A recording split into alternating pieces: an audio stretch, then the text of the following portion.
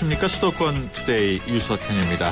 이명박 정권 내내 말도 많고 탈도 많았던 4대강 사업이 정권이 바뀐 지금도 계속 문제가 되고 있습니다. 날이 갈수록 심해지고 있는 녹조 현상의 원인으로 4대강 사업이 지목되고 있고 4대강 사업으로 다리까지 무너지고 있다고 하는데요. 잠시 후에 4대강을 순회하며 문제점을 찾아본 4대강 사업 국민검증단의 박창근 교수를 전화로 연결해서 그 내용 자세히 알아보겠습니다. 분유를 둘러싼 크고 작은 문제들도 불거지고 있습니다. 알고 먹는 식품 이야기 시간에는 모유에 대해서 이야기 나눠보겠습니다. 또 무엇에 대하여 시간에는 계속해서 괴태에 대해서 알아보겠습니다. 오늘은 괴태의 건강법에 대해서 자세히 들여다보겠습니다. 방송 관련해서 궁금하신 점이나 의견 있으신 분은 샵 0945로 문자 주시기 바랍니다. 짧은 문자 50원, 긴 문자 100원의 이용료가 있습니다. 8월 12일 월요일 수도권 투데이 시작합니다.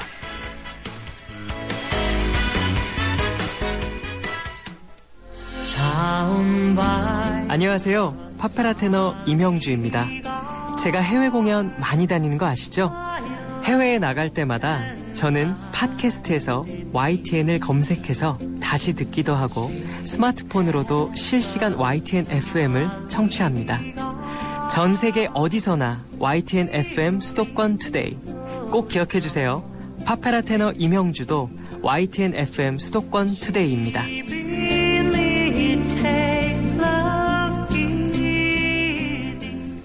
네, 지난 이명박 정부가 진행했던 4대강 정비 사업이 사실은 대운하 사업의 초석이었다면서 다시 논란이 불거지고 있습니다. 뿐만 아니라 4대강 정비 사업으로 인해서 전국의 강들이 녹조로 몸살을 앓고 있고 다리까지 무너지고 있다고 합니다. 최근 여주군에서 다리가 붕괴된 원인은 무엇이고 4대강 정비 사업의 문제는 어디까지 이어지고 있는 건지 4대강 사업 국민검증단으로 활동하고 계신 박창근 관동대 토목공학 교수 전화로 연결해서 자세히 알아보겠습니다. 안녕하십니까? 네, 안녕하십니까? 네, 먼저 이번 집중호우 때 여주군의 다리가 2개나 무너졌는데 네. 어떤 다리가 무너졌는지 먼저 설명을 좀 해주시죠. 네, 지난 7월 20일 새벽이었는데요. 예. 당시 용담천이라고 용담천에 있는 전북교, 예. 그다음에 복하천에 복대교가 무너졌었습니다. 2개가 예. 무너졌는데 예. 전북교 같은 경우에는 당초 하천 기본 계획상에서는 국토부 말대로 예. 준설 구간은 아니었습니다. 예. 그런데 새로운 자전거 길을 만들기 위해서 그러면 예. 제방을 만들어야 되거든요. 신규 제방을. 예. 그쪽에는 제방이 당초 없었습니다. 그 제방을 만들면서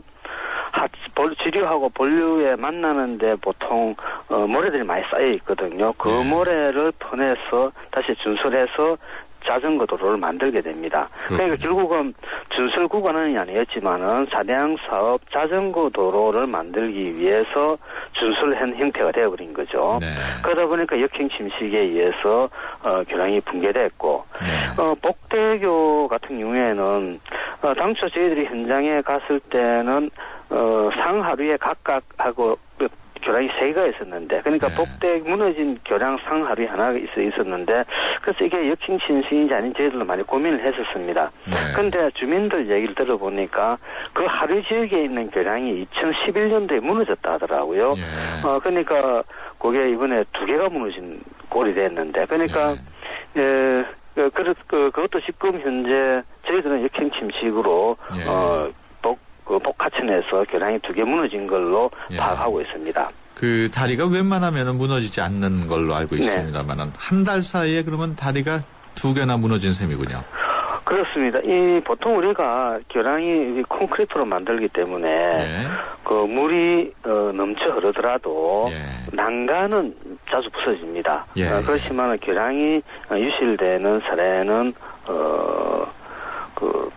잘 발생하지 않습니다. 예. 그러니까 이번에는 그러니까 교량이 있으면 교량 상판을 받치고 있는 차가 다니는 그걸 상판이라고 그러거든요. 예. 그 위에 이제 다리빨이 씌워지지 않습니까? 예. 다리빨, 즉 교각 밑부분을 파니까 교량이 무너지는 그런 사고가 이번에 두 군데 발생했었습니다. 예.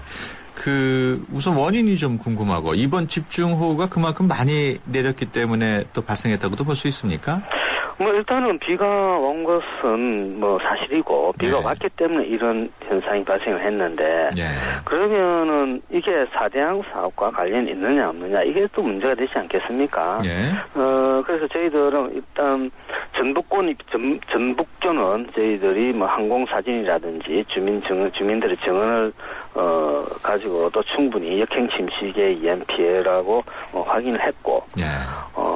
이제 복대교 같은 경우에는 현재 분석 중에 있습니다. 근데 예. 저희들은 역행 침식에 의한 것이지 않느냐라고 예. 잠정 결론을 내리고 있습니다. 예. 그 청취자들이 듣기에 역행 침식이라는 말이 좀 생소할 수도 있는데 네. 무엇인지 좀 설명을 해주시죠.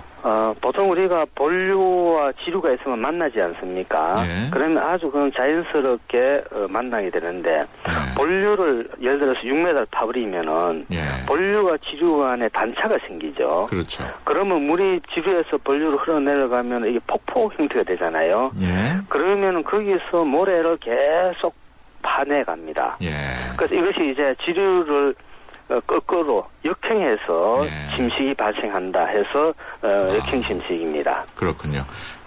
이런 역행 침식이 말씀하신 대로 4대강 사업이 원인이라면 올해 무너진 다리 2개 말고도 더 무너진 게 있습니까? 네, 여주 지역에서는 저희들이 그때 기자회견장에서는 5개라고 했는데 예. 현장 조사에서 한 개 더 무너진 것을 저희들이 확인을 했습니다. 그러니까 여주 지역에서는 4대양 사업 이후 예. 총 6개 파악한 것만 예. 교량이 붕괴됐는데 이것은 대부분이 역행 침식에 의해서 붕괴됐기 예. 때문에 4대양 사업이 직접적인 원인이라고 볼 수가 있습니다. 네. 그 4대강 사업이 여주에서만 한 건 아니니까 네. 여주 말고도 또 그 밖에 지역에도 비슷한 일이 있었습니까? 네. 여기 4대양 사업하는 구간에서 낙동강에서는 외관 철교, 난지 네. 철교가 무너졌죠. 네. 그리고 교량의 안전 문제는 예. 덧붙이를 하더라도 예. 이 지천에, 그러니까 낙동강 본류와 만나는 지천에는 지방자치단체에서 상수도 관로들이 많이 통과를 합니다. 네. 그러니까 역행 침식에 의해서 모래가 패어나니까 상수도 관로가 이제 물에 노출이 되겠죠. 네. 그러니까 이것을 그대로 두면은 홍수 때 또 유실되니까 이것을 더 파는 작업을 또 하고 있었습니다. 네. 그것은 구미, 상주 등에서 그런 작업을 하고 있었는데 상주시 같은 경우에는 좀 화가 났는가 봐요. 그런 어떤 공사장 안내 표지에 4대양 사업의 부작용 때문에 상주시가 부득이 추가로 이 상수도 공사를 하고 있다라고 밝히고 있습니다. 그렇군요.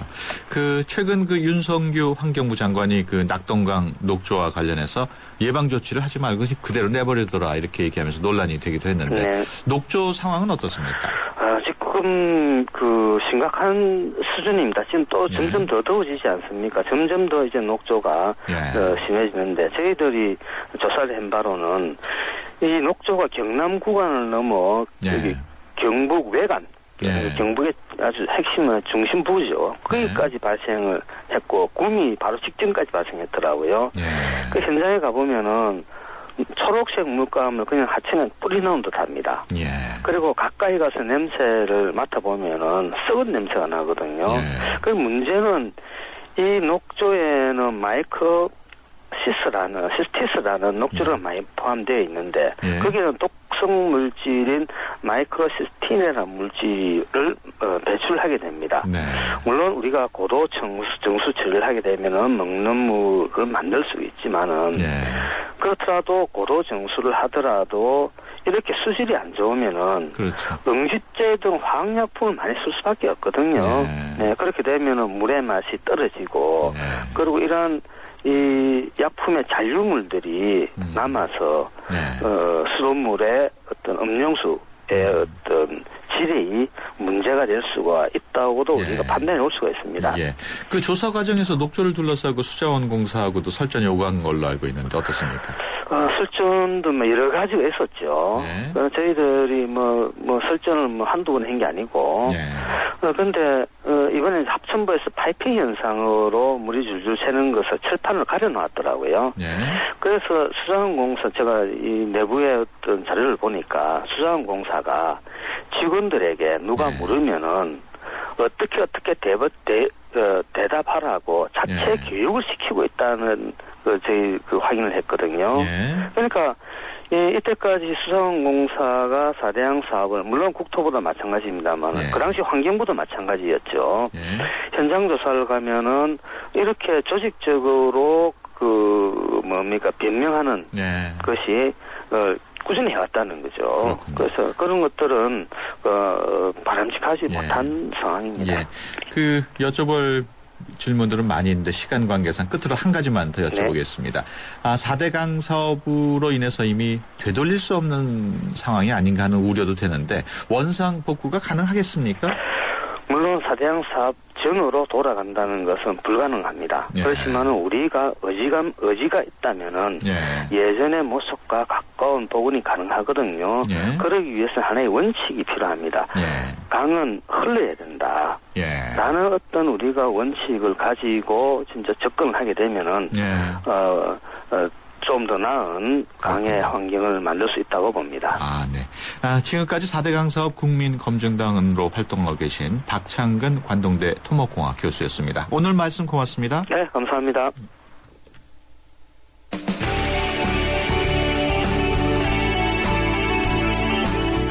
발빠른 리포터의 현장 스케치, 생생 리포터 현장.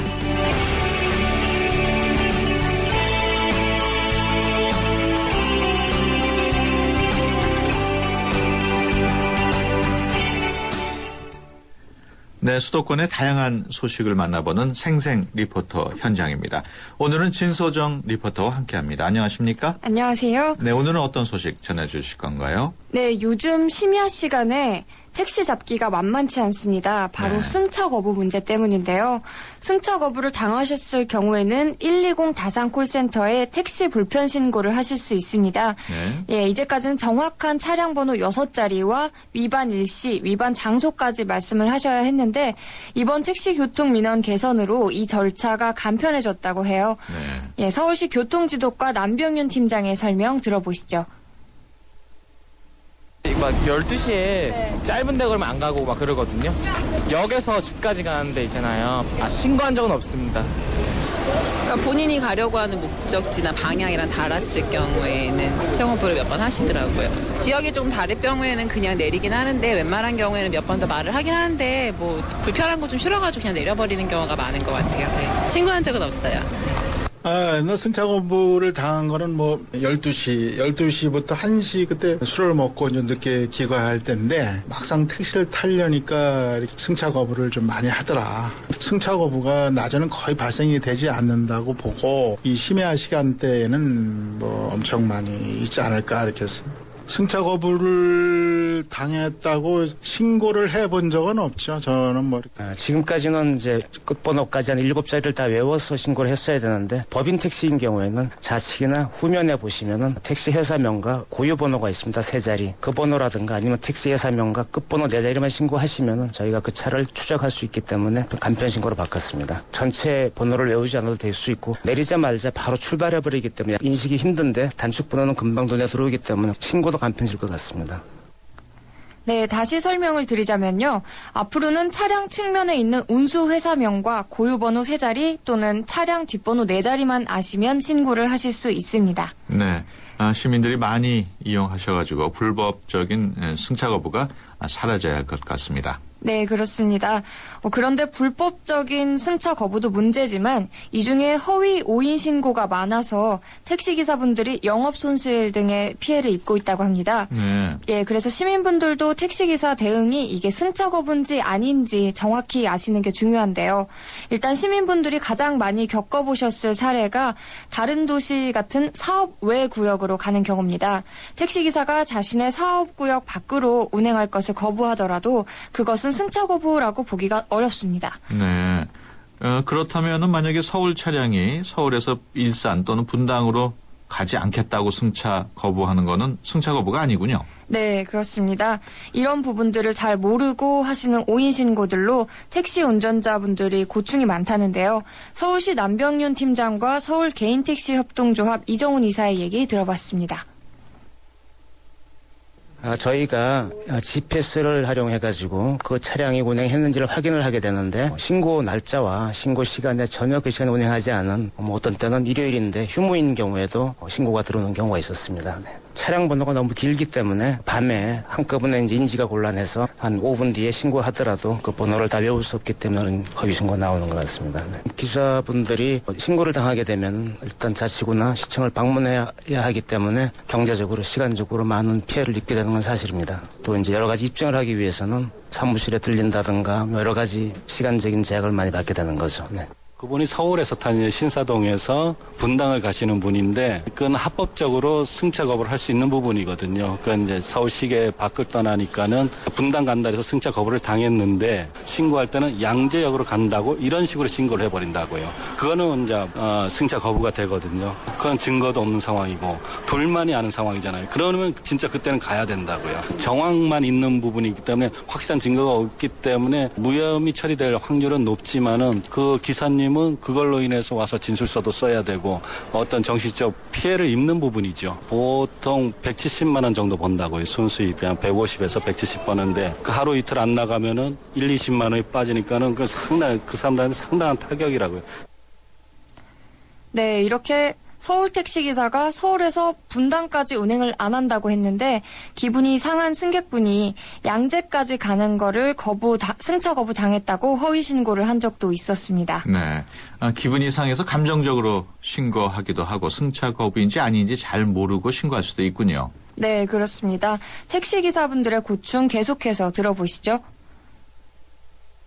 서울택시는 서울이 사업권이기 때문에 일단 그 합법적인 승차 거부가 있어요. 근데 승객들은 그걸 모르거든요. 지금 이제 위성도시 사람들이 많이 사니까는 택시에 물만 열면 무조건 가는 줄 아는데 그건 아니에요. 그런 부분에 오해가 있는 부분도 그것도 시민한테 홍보가 돼야 돼요. 오해, 이 차가 지방택시인지 서울택시인지를 모르거든요. 그러니까 그 차들이 안 간다 그러니까는 그것도 승차 거부로 그 사람들은 생각하고 있는 거죠. 시민들이 신고가 무작위로 된다는 거예요. 어떤 경우에는 200원 더 나왔다고 이 사람 돌아서 갔다 이렇게 신고하고 불친절 같은 거는 주관적이거든요. 운전자가 평상시처럼 했는데도 그 사람이 느끼기에는 상당히 기분 나쁠 수 있는 부분이거든요. 이건 자기 주관적인 부분에 대해서는 배제할 수 있는 그런 것도 한번 강구해 봐야 된다고 생각하죠. 예. 그 신고가 들어오면 그게 다가 아니라 진술이나 입증 때문에 시간을 많이 뺏기게 되는군요. 네, 이렇게 오인 신고의 경우에도요. 운수 종사자가 시청이나 자치구를 방문을 해서 여러 가지 입증을 해야 합니다. 택시기사님들이 영업시간에 영업을 못하고 또 정신적, 경제적 피해를 많이 입으신다고 하는데요. 네. 그래서 이런 부분을 최소화하기 위해 택시기사 의견 진술 과정이 개선됐습니다. 그래서 이제는 시청에서 1회 진술만 하면 더 이상 영업시간에 지장이 없도록 바뀌었다고 해요. 네. 그래서 서울시에서 택시 정보 시스템을 도입했다고요. 네, 그렇습니다. 서울 택시 정보 시스템은요, 시내 모든 법인 택시의 운행 정보를 관리하는 전산 시스템인데요. 택시 운전자의 정보, 현재 위치, 운행 기록 등을 실시간으로 파악할 수 있습니다. 그래서 승차 거부 입증 외에도 교통 정보를 파악하거나 택시 범죄까지 예방하는 효과가 있다고 합니다. 또 아웃콜 제도라는 게 있는데요. 신고 다음 날 신고자에게 재차 신고 여부를 확인을 해서 감정적 신고나 취중 신고를 방지하려는 제도입니다. 자세한 내용 서울시 남병윤 팀장의 설명으로 들어보시죠. 서울 택시 정보 시스템은 차량의 운행 정보 이력이라고 보시면 될 것 같습니다. 그 차량이 언제 어떤 장소에서 어디로 이동했는지, 승객이 탔는지, 얼만큼 이동했는지, 요금이 얼마였는지 한눈에 볼 수 있는 그런 시스템입니다. 오인 신고인 경우는 이 차량이 바로 운행 지점을 알 수 있기 때문에 오인 신고에 대해서 조사를 안 하도록 할 수 있는 그런 장치가 되겠죠. 대개 이제 밤에 야간에 주차하신 분들이 감정적으로 순간적으로 신고를 하게 되는데 다음날 이제 저희가 신고인들한테 다시 전화를 하게 되면은 어떤 분들은 그 신고 사실을 모르는 경우도 있고 취소하겠다 이렇게 다시 재확인하는 그런 절차입니다. 신고인한테. 근데 이제 아웃콜 제도를 통해서 저희가 신고인한테 전화를 했을 때 2회 이상 전화를 받지 않는 경우에 문자를 보내드립니다. 그래서 다시 문자에도 응답이 없을 경우에는 신고 의사가 없는 걸로 간주해서 지금 치하 처리하고 있습니다. 네, 택시교통 민원 처리 방법 빨리 개선이 되기를 바라겠습니다. 지금까지 진소정 리포터였습니다. 감사합니다. 고맙습니다. 네. 수도권 투데이 1부 여기서 마치고요. 잠시 뒤 2부에서 뵙겠습니다. 시대와 장소, 남녀노소, 나이에 관계없이 모두의 감각을 깨우는 가치가 있다면 그것은 바로 아름다움, 미, 뷰티입니다. 경기도가 2013 대한민국 뷰티 박람회로 오는 9월 12일부터 15일까지 일산 킨텍스에서 여러분을 찾아갑니다. 새롭게 태어나는 뷰티의 가치라는 주제로 화장품, 헤어, 에스테틱, 네일, 스파, 성형 등 국내 최대 규모의 뷰티 산업 종합 박람회로서 뷰티 비즈니스의 원스톱 솔루션을 제공합니다. 당신을 위한, 당신에 의한 뷰티, K-뷰티의 새로운 가치를 발견하는 대한민국 뷰티 박람회에 여러분을 초대합니다. 검색창에 뷰티 박람회. 안녕하세요. 가수 인순입니다. 저는 외국에 있는 딸과 자주 전화로 안부를 묻곤 하는데요. 아무래도 외국에 있다 보면 가장 궁금한 게 우리나라 소식인 것 같아요. 신속한 뉴스와 다양한 정보, 그리고 우리가 살아가는 이야기까지 YTN 라디오의 주파수를 맞춰보세요. 이제는 미국 LA에서도 100.3 HD2로 YTN 뉴스 FM을 들을 수 있다고 하니 더 기대가 됩니다. FM 94.5 YTN 뉴스 FM 많이 사랑해주세요.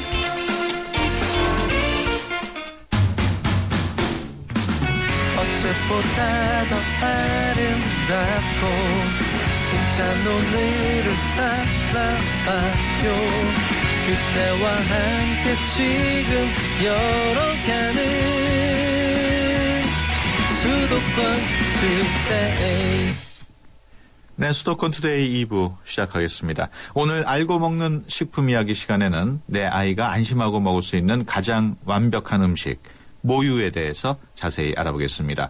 또 무엇에 대하여 시간에는 오늘도 젊은 베르테르 품의 작가죠. 괴테에 대해서 알아보겠습니다. 독일의 대문호 괴테는 어떻게 건강 관리를 했는지 이야기 나눠보겠습니다.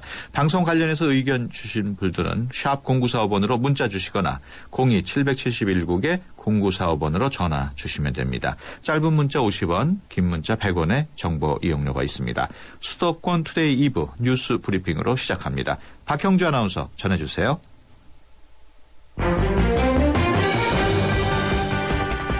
네, 수도권 뉴스 브리핑입니다. 수도권 소재 상장사들의 시가총액이 차지하는 비중이 전체의 86%에 달하는 것으로 나타났습니다. 한국거래소는 수도권 소재 상장사 시가총액은 지난 8일 기준으로 1,025조 2,500여 원으로 전체의 86%였다고 밝혔습니다. 이 가운데 서울 소재가 전체의 57%인 680조 7,400억여 원으로 압도적으로 많았고 경기와 인천이 뒤를 이었습니다. 우리나라 수입 물가가 11개월 연속 하락했습니다. 한국은행은 지난달 수입 물가가 지난해 같은 달보다 4.3% 떨어졌다고 밝혔는데요. 이로써 수입 물가는 지난해 9월 이후 11개월 연속 내림세를 나타내고 있습니다. 한국일보가 편집국 폐쇄 사태 이후 2달 가까이 만에 오늘부터 정상 발행됐습니다. 한국일보는 오늘자 신문 일면에 옛 경영진의 편집국 전면 폐쇄로 거리로 내몰렸던 기자 190명이 편집국에 돌아와 정상적인 신문을 만들 수 있게 됐다고 밝혔습니다. 어젯밤 10시쯤 서울 대방동에 있는 아파트 단지에서 정전이 발생했습니다. 이 사고로 400여 세대가 불편을 겪었습니다. 한국전력은 단지 안 전압 설비가 고장나 전기 공급이 끊어진 것으로 보고 있습니다. 이에 앞서 어제 오후 5시 반쯤에는 인천 경서동에 있는 아파트 단지 2천여 세대의 전기 공급이 끊겼습니다. 또 오후 6시 반에는 경기 오산시 가수동에 있는 아파트 단지에서 변압기 고장으로 1,000여 세대가 정전됐습니다. 또 오후 8시 반쯤 서울 정릉동 아파트 단지에서는 100여 가구가 정전됐다가 20분 만에 복구되기도 했습니다. 지금까지 수도권 뉴스 브리핑이었습니다.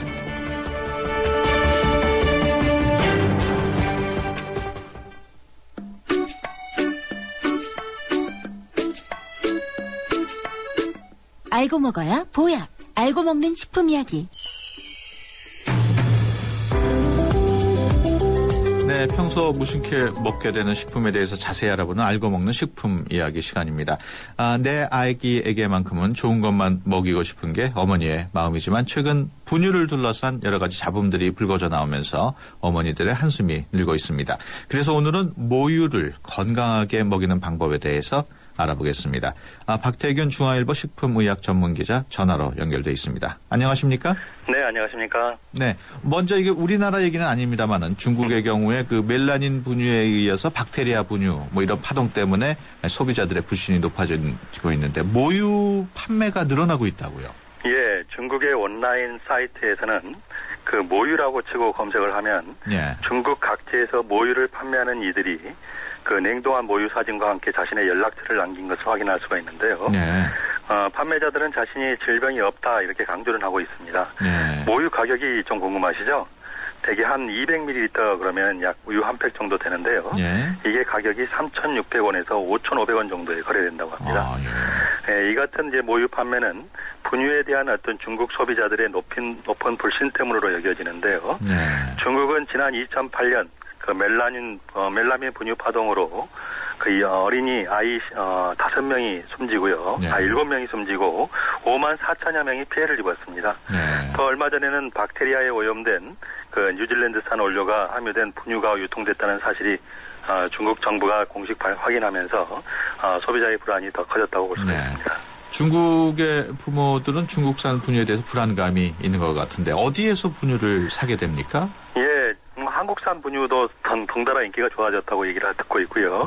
더뿐만 아니라 홍콩에 가서 이제 사재기를 하는 경우가 많이 있는데, 근데 홍콩 당국도 이제 일부 분유에 대한 품귀 현상과 안거래 같은 걸 우려해서 지난 3월부터 여행자가 구매할 수 있는 분유의 양을 1.8kg로 제한을 했습니다. 현재 중국에는 그 모유 매매를 금지하거나 규제하는 법률은 없습니다. 근데 국내 인터넷 사이트에서도 모유를 사고 파는 젖동량이 이뤄지고 있다고요? 예, 국내에서도 비슷한 게 올해부터 이제 발견이 됐는데요. 이거는 이제 다른 사람의 모유를 받아서 아이에게 먹이는 거래인데 이거는 매우 좀 위험한 행동으로 보여집니다. 가장 큰 위험은 무엇일까요? 예, 아무래도 이제 그 해당 모유가 정말 모유인지 아니면 감염이 돼 있는지 아니면 뭐 운송 과정이 적절한지 이런 것들이 더 걱정되지 않습니까? 특히 이제 혈액으로 전파될 수 있는 바이러스 중 일부가 모유를 통해서도 전파될 수 있다는 게 가장 위험합니다. 더욱이 이제 모유를 먹는 신생아들은 면역력이 매우 취약하기 때문에 더 위험할 수가 있고요. 예를 들면 이제 모유로 전파될 수 있는 바이러스는 매독이라든가 에이즈 또는 뭐 C형 간염 이런 것들은 전파될 수가 있습니다. 그렇군요. 만약에 다른 사람의 모유라도 먹여야 하는 처지라면 어떻게 해야 할까요? 예, 일단은 이제 그 모유를 제공하는 산모의 건강 상태라든가 모유를 전달받는 과정에서 생길 수 있는 감염이라든가 변질 위험 이런 것들을 좀 검증하고 관리할 수 있는 기관을 통해서 하는 게 좋은데요. 최근에 한 대학병원에서는 그 모유은행이라는 게 이제 설립되고 있습니다. 그 모유은행은 1년 미만의 건강한 그 수유 여성으로부터 모유를 기증받아서 좋은 살균 처리를 반드시 해야 됩니다. 그래야 이제 세균이 없어지거든요. 이제 꼭 모유가 필요한 조산아라든가 저체중아 또는 영유아에게 제공을 하고 있습니다. 그렇군요.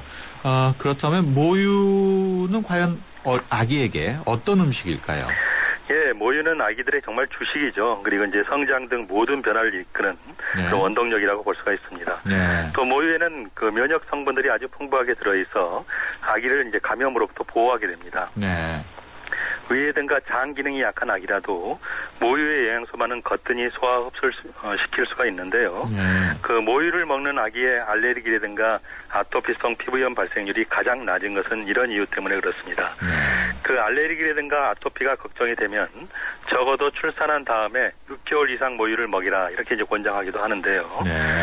모유는 정말 아기에게 최고의 음식이자 신생아에게는 모유 외의 다른 음식들은 모두 이물질이라고 볼 수가 있고요.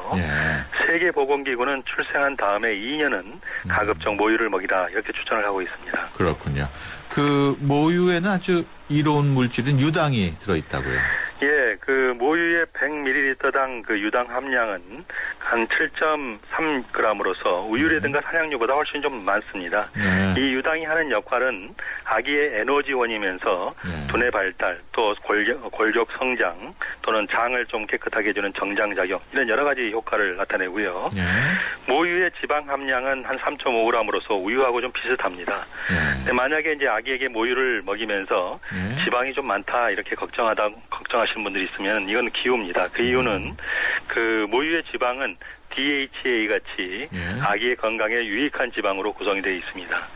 단백질은 모유보다 우유에 조금 더 많이 들어 있거든요. 그 모유에 단백질이 적게 된 이유가 있습니다.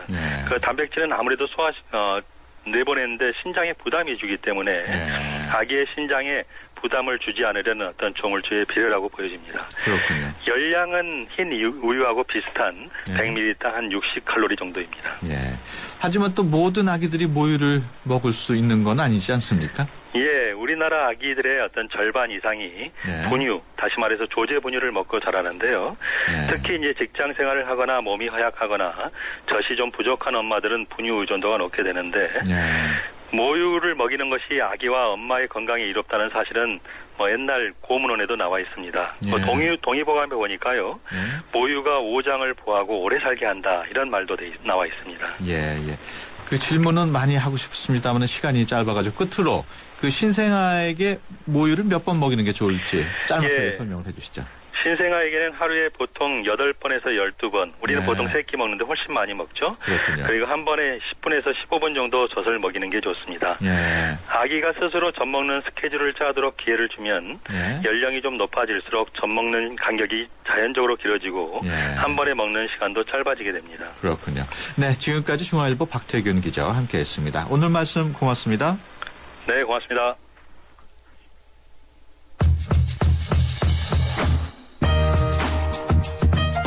동성애가 정상적인 사랑 방식이고 이성애를 금기시하는 세상이 있다면 어떨까요? 가상의 도시 하츠빌이 바로 그런 도시입니다. 이상하고 신비한 도시 하츠빌은 지금 우리가 살고 있는 세상과는 전혀 다른 마법 같은 곳인데요. 하츠빌의 영웅 체스 챔피언 마이크와 별 볼 일 없는 교내 풋볼 쿼터백인 스티브는 사랑의 큐피트처럼 주변 사람들의 사랑을 엮어주는 자나라는 인물이 만든 동성 커플입니다. 여자친구로부터 버림받아 시리에 빠져있는 로버타와 사랑엔 아무런 관심도 없는 케이트도 자나의 손에 거쳐 탄생된 커플인데요. 어느 날 하트빌의 대학에서 뮤지컬 공연이 열리고 이 뮤지컬 공연 속에 이성애자 역을 맡은 스티브와 케이트는 진짜로 사랑에 빠지게 됩니다. 사랑의 전도사 자나는 세상이 금기시하는 이성애로 괴로워하는 스티브와 케이트를 위해 세상을 바꿔보기로 결심합니다. 과연 자나가 바꾼 세상은 어땠을까요? 새로운 세상에서는 모두가 행복했을까요? 여러분의 고정관념을 깨버리는 순간 진정한 재미를 느낄 수 있는 코믹 로맨스 뮤지컬 헤이 자나. 투데이 컬처 TV였습니다.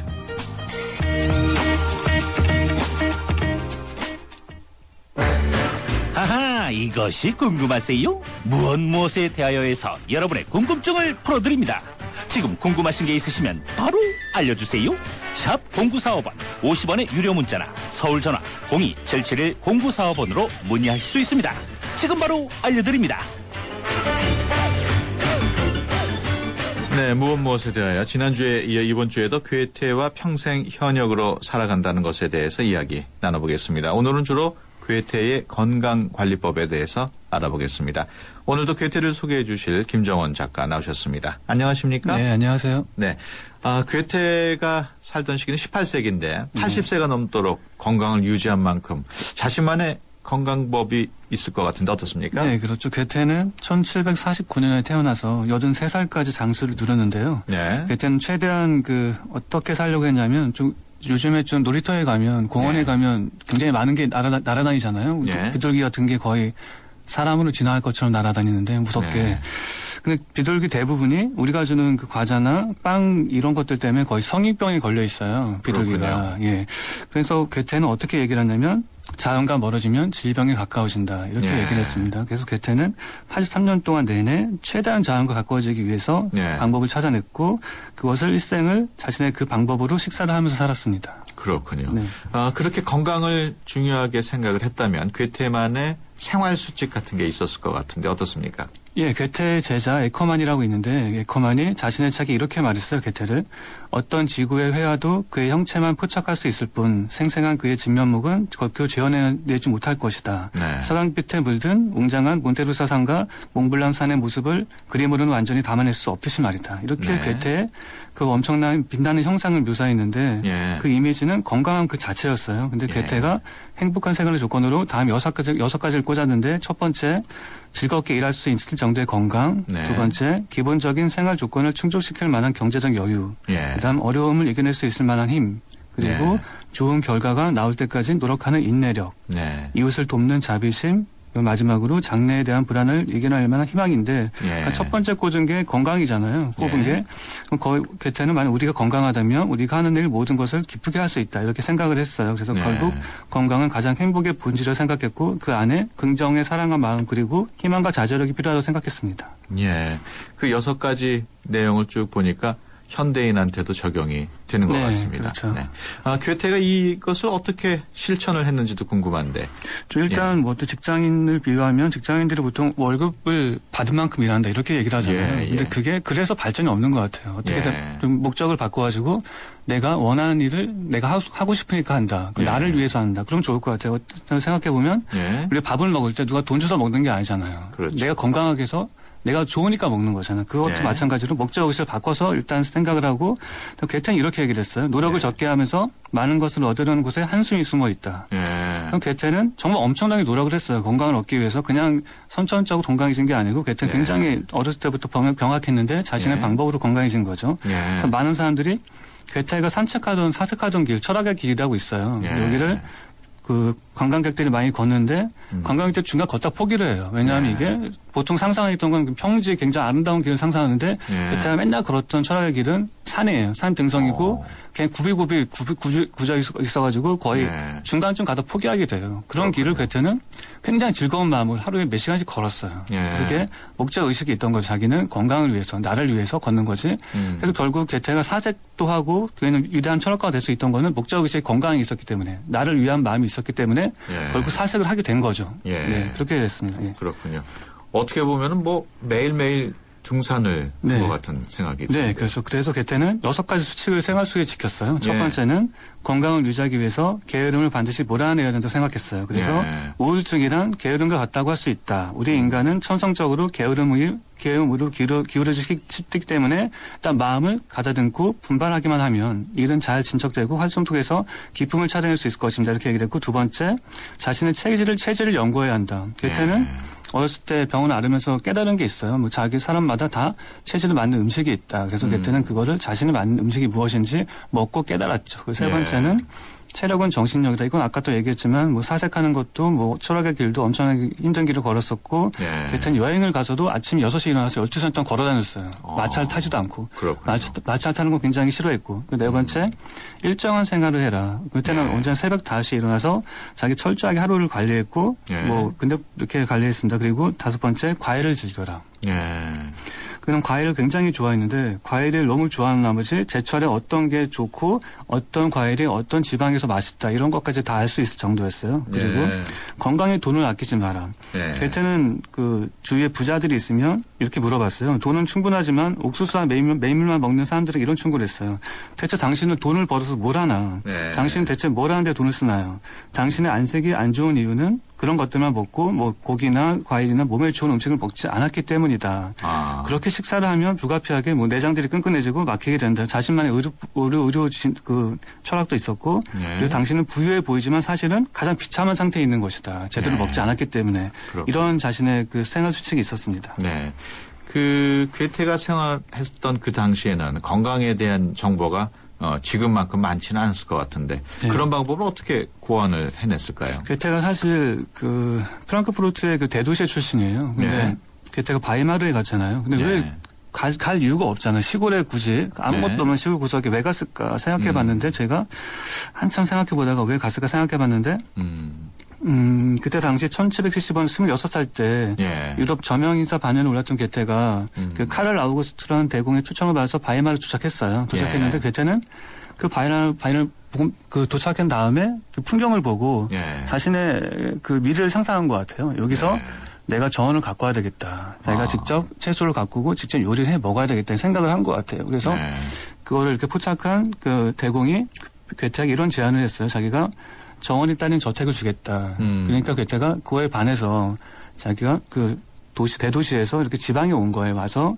괴테는 당시에 바이마르에 정착을 해서 그 별장을 직접 정원을 조성하고 여러 숲을 다니면서 본격적으로 식물계를 연구하기 시작했어요. 그러면서 어느 지방에 어떤 식물을 잘 자라고 어떤 식물이 어떤 체질에 좋고 이걸 연구하기 시작했어요. 그때 당시 정원은 두 가지가 있었는데 용도가 하나는 뭐 우리가 잘 아는 조경과 관상을 위한 목적을 했던 조경 정원이고 괴테가 갖고 왔던 정원은 이런 정원이에요. 실용 정원이라고 채소와 가시수, 약초, 양년 식물 등을 재배해서 실생활에 유용하게 쓸 수 있는 그런 목적의 정원을 갖고 왔던 거죠. 괴테는 그런 정원을 가꾸면서 자기가 직접 미식가였던 자신의 입맛을 충족시키고 자기의 건강을 위해서 체질에 맞는 음식을 직접 기르고 음식을 했던 거죠. 아, 그렇군요. 근데 얘기를 듣고 보면은 건강에 물론 좋긴 하겠지만 좀 이렇게 좀 쉬기도 하고 또 이렇게 좀 즐기기도 해야 되는데 좀 인생이 좀 심심하지 않았을까요? 괴테는 너무 즐거웠어요. 저는 괴테 항상 부러워하는데 괴테는 거의 죽는 날까지 자기보다 50살 이상 차이 나는 여자가 만났잖아요. 만나면서 만나면 또 즐겨야 되겠죠. 즐기는데 빠질 수 없는 게 춤과 술이잖아요. 괴테는 이렇게 마틴 발저란 독일의 유명 소설가는 이렇게 얘기했어요. 괴테는 영혼의 의의를 위해 육체를 뒷전으로 미루는 사람이 아니다. 그러니까 영혼만이 아니고 육체의 즐거움도 항상 향유했다는 거죠. 그렇군요. 괴테는 언제나 뛰어난 댄서였다. 한때는 밤에 열기에 취해 파트너를 버려두고 혼자 미친 듯이 춤을 추기도 했다. 이럴 정도로 자기 열정적이었고 그리고 또 술 뺄 수가 없잖아요. 술을 또 괴테하면 맥주가 생각나는데 퀘스트리처럼 맥주가 있어요. 괴테는 또 맥주를 이렇게 표현했어요. 우리들의 책은 쓰레기, 위대하게 남는 건 맥주뿐. 맥주가 우리를 즐겁게 한다.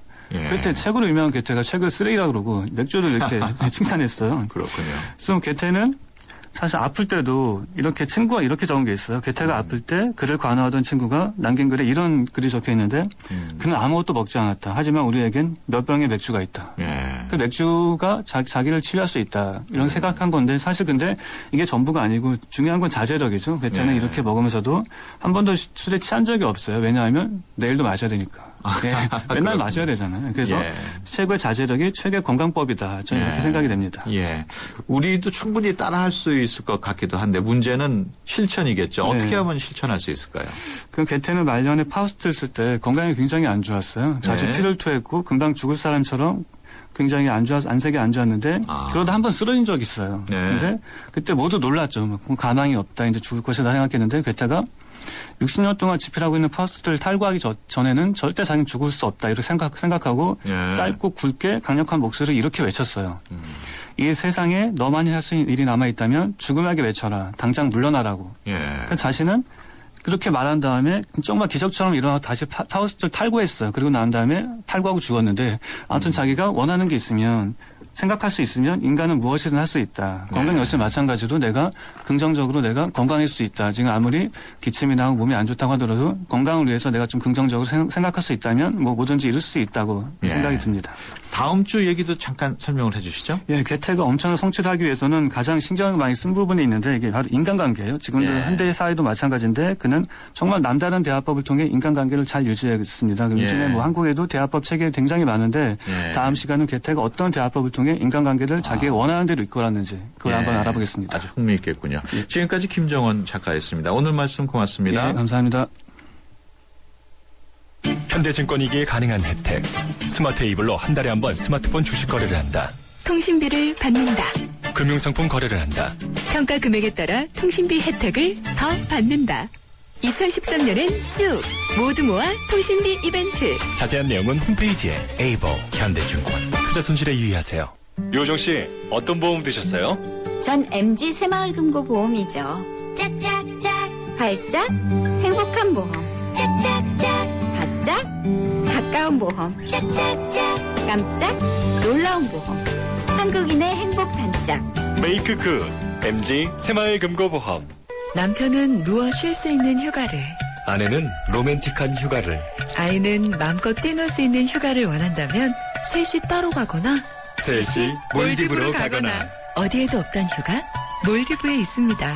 대한항공 스리랑카 몰디브 주 3회 운항. Excellence in flight. Korean Air. 네, 수도권 투데이 오늘 여기서 마치겠습니다. 내일 오전 9시 10분에 다시 찾아뵙겠습니다. 지금까지 프로듀서 박준범, 기술감독 남윤민, 구성작가 최유미, 진행의 유석현이었습니다. 함께해 주신 여러분 고맙습니다.